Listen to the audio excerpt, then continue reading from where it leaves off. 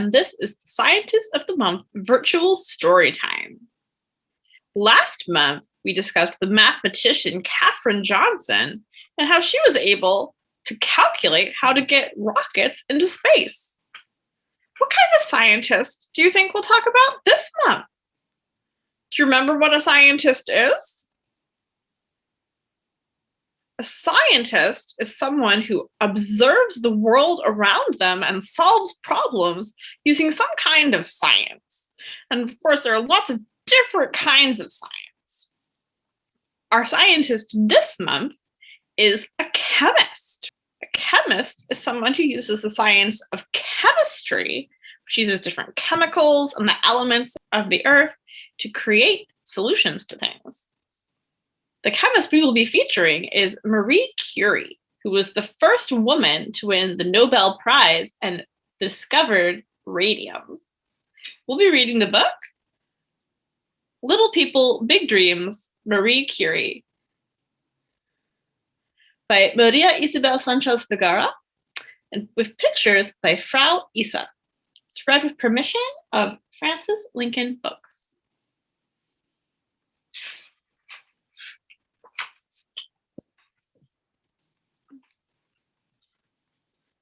When Marie was a little girl, she made a vow, a promise to herself. She was going to be a scientist, not a princess. Marie was from a poor family, but she was very smart. At school, she won a gold medal for her studies, which she kept in her drawer like a treasure. Marie couldn't go to the same university as her brother. In her home country, only men were allowed to study. But she wouldn't take no for an answer, so she packed her bags and moved away to France. Even though studying in a new language was not easy, Marie soon became the best math and science student in Paris. One day, Marie met Pierre, and happily, he loved science, just like her. It's nice whenever you find a friend or companion who has the same interests as you. Do you have a friend who's interested in the same things you are? Soon, Pierre and Marie loved each other too. They married and became Madame and Monsieur Curie. There they are, the science lab. I wonder what they're working on.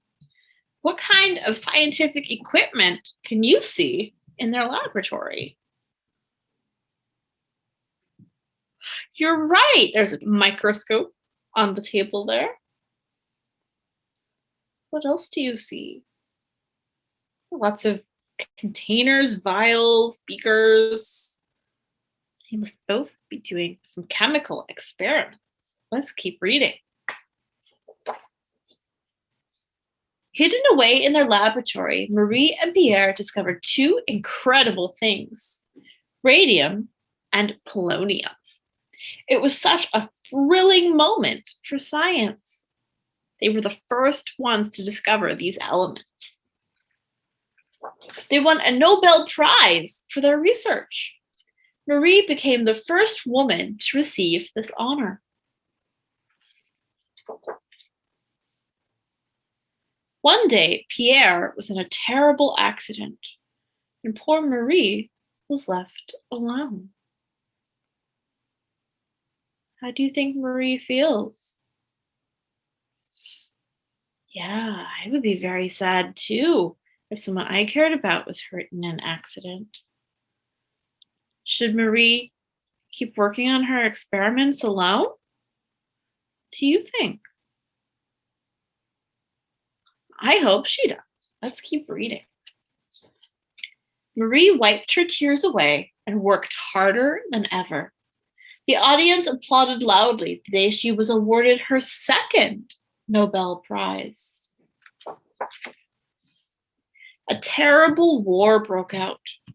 Marie's discoveries were used by doctors to help injured soldiers.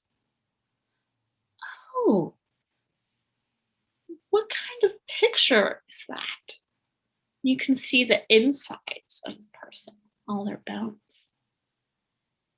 An X-ray. So Marie's experiments helped to develop X-rays. Wow. After the war was over, many girls followed in Marie's footsteps, studying at her Parisian institute. She had valuable advice for every new student. In life, there is nothing to be afraid of, only many things to learn, and many ways to help those in need. Here are some photos of the real Marie Curie.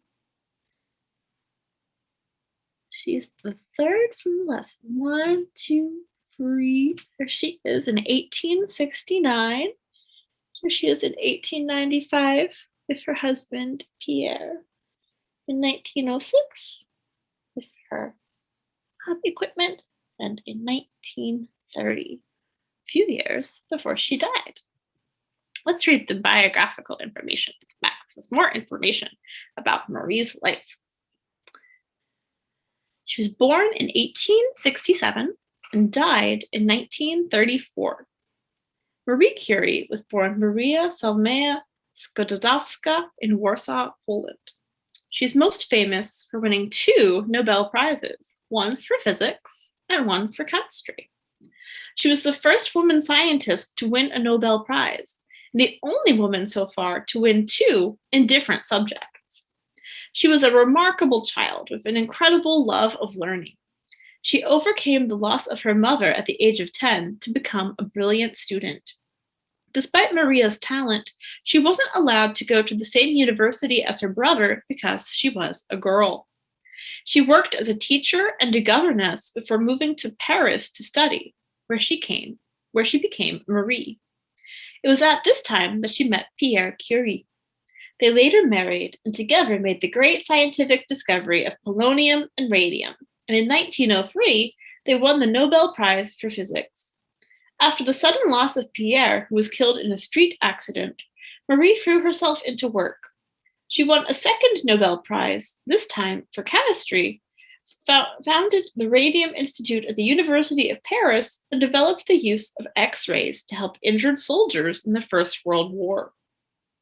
Marie believed in the beauty of science and that people would use science for good, not evil.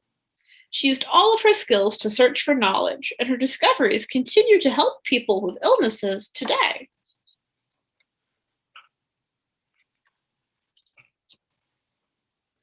So if you ever have to go to the doctor and get an X-ray, you can thank Marie Curie for helping to make that possible. And if you love science, especially if you're a girl, you can thank her for leading the way in proving that women can do science just as well as boys and men. Next week, you continue in for a how-to video with Ms. Erin, where she will show you how to make glowing water beads, sort of to follow the idea of what radiation can look like with radium. That's all the time we have for this week, but I will see you next month for our next Scientist of the Month. Until then, keep dreaming, stay safe and healthy, friends.